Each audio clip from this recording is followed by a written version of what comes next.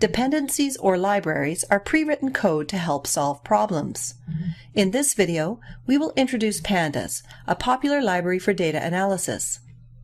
We can import the library or a dependency like Pandas using the following command. We start with the import command, followed by the name of the library. We now have access to a large number of pre-built classes and functions. This assumes the library is installed. In our lab environment, all the necessary libraries are installed. Let's say we would like to load a CSV file using the Pandas built-in function, read CSV. A CSV is a typical file type used to store data. We simply type the word pandas, then a dot and the name of the function with all the inputs. Typing pandas all the time may get tedious. We can use the as statement to shorten the name of the library. In this case, we use the standard abbreviation PD. Now we type PD and a dot followed by the name of the function we would like to use.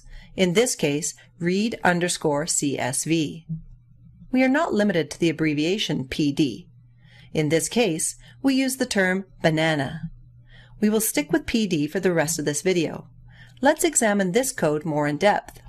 One way Pandas allows you to work with data is with a data frame. Let's go over the process to go from a CSV file to a data frame. This variable stores the path of the CSV. It is used as an argument to the read_CSV function.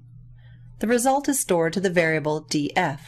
This is short for data frame. Now that we have the data in a data frame, we can work with it.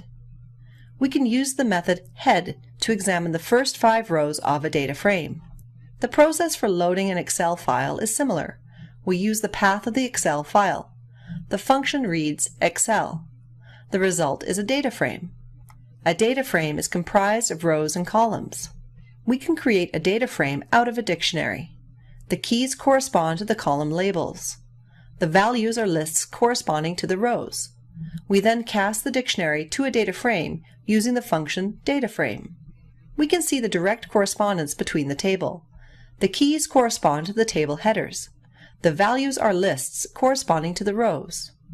We can create a new data frame consisting of one column. We just put the data frame name, in this case DF, and the name of the column header enclosed in double brackets. The result is a new data frame comprised of the original column. You can do the same thing for multiple columns. We just put the data frame name, in this case DF, and the name of the multiple column headers enclosed in double brackets. The result is a new data frame comprised of the specified columns. One way to access unique elements is the IX method. You can access the first row and first column as follows. You can access the second row and first column as follows. You can access the first row, third column as follows. You can access the second row, third column as follows. When you use the name of the column as well, you can access the first row of the column named Artist as follows. Similarly, you can access the second row of the column named Artist. You can access the first row of the column named Released as follows. Finally, you can access the second row of the column named Released. You can also slice data frames and assign the values to a new data frame. We assign the first 2 rows and the first 3 columns to the variable Z. The result is a data frame comprised of the selected rows and columns. You can also slice data frames and assign the values to a new data frame using the column names. The code assigns the first 3 rows and all columns in between to the columns named Artist and Released. The result is a new data frame Z with the corresponding values. When we have a data frame, we can work with the data and save the results in other formats. Consider the stack of 13 blocks of different colors. We can see there are 3 unique colors. Let's say you would like to find out how many unique elements are in a column of a data frame. This may be much more difficult because instead of 13 elements, you may have millions. Pandas has the method unique to determine the unique elements in a column of a data frame. Let's say we would like to determine the unique year of the albums in the data set. We enter the name of the data frame, then enter the name of the column Released within brackets. Then we apply the method unique. The result is all of the unique elements in the column Released. Let's say we would like to create a new database consisting of songs from the 1980s and after.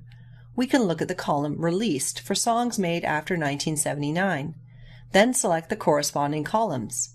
We can accomplish this within one line of code in Pandas, but let's break up the steps. We can use the inequality operators for the entire data frame in Pandas. The result is a series of Boolean values. For our case, we simply specify the column Released and the inequality for the albums after 1979. The result is a series of Boolean values. The result is true when the condition is true and false otherwise. We can select the specified columns in one line. We simply use the data frame's names, and in square brackets we place the previously mentioned inequality and assign it to the variable df1. We now have a new data frame, where each album was released after 1979. We can save the new data frame using the method to_CSV. The argument is the name of the CSV file. Make sure you include a .csv extension. There are other functions to save the data frame in other formats.